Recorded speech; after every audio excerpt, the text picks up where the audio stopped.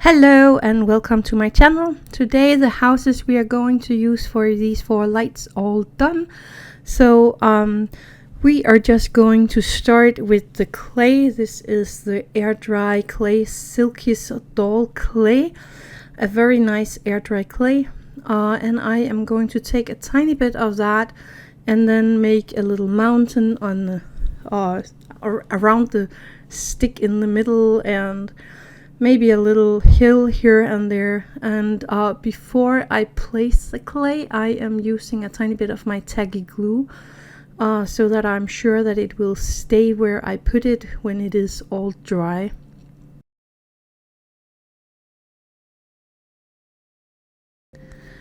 Then I am just taking kind of a sausage of the clay and placing it where I want it, taking a tool or my fingers and trying to smoothen it out so that it looks more natural on the done result than just a piece of clay wrapped around. I want a tiny bit of a plateau on the top of this hill. I know it's hard to see, but I'm shaping until I'm happy with the result.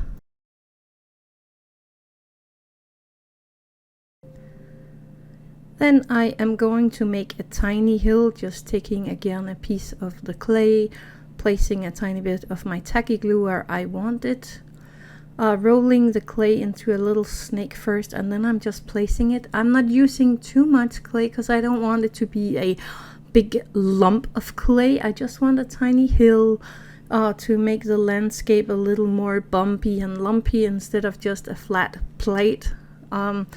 So again, I'm just smoothing this out and making sure it is looking nice. I am using my Tamaria diorama texture paint, the snow powder effect here, and I mix that in with some translucent glitter to make it more glittery when it was all hardened, or when it is all hardened. As you see, I actually made a little hill around the edge here, just a tiny bit, but you can make these hills just like you want to. Just make sure they are completely dry before you continue with placing the snow on there. I think I let mine dry overnight before I placed the snow. So I'm just using this tool here. This is just a flat spartle tool of a kind to take some of this texture paint here and place it where I want it on the diorama. I want it all to be covered, so I'm taking my time and softening it out using the tool here and my fingers to make sure I don't have any cracks and lines and stuff in there that I don't want. And this took quite a long time, so I'm only showing you a tiny bit of it right here.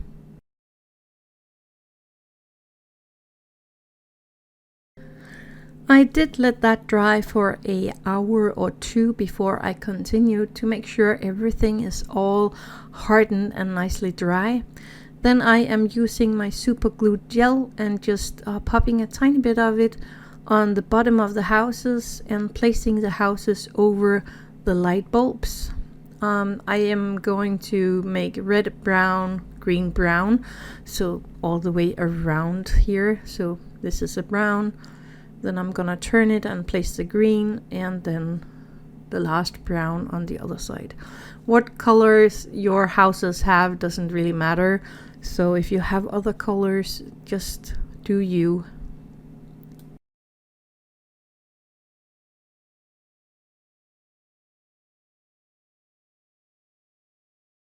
And yes, I did not place one of the houses on top of the light bulb. I kind of placed it next to it somehow, but I did notice that, so I ripped it off and then I put it on again in the right spot. I want some trees on this layer, so I found the trees that we already painted, and here I have the piece for the Santa's slate. And there are some stars here, and I'm just going to carefully pop one of these stars out and glue onto the large tree where we painted the ornaments on to look like a decorated Christmas tree. And I'm going to use my tacky glue to glue it on.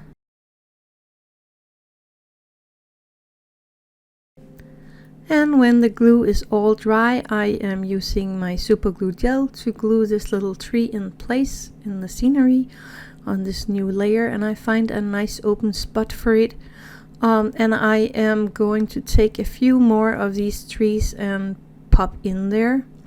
I just want to see which one I want. I think maybe two bigs and one of the smaller tree. We are going to use that for this layer.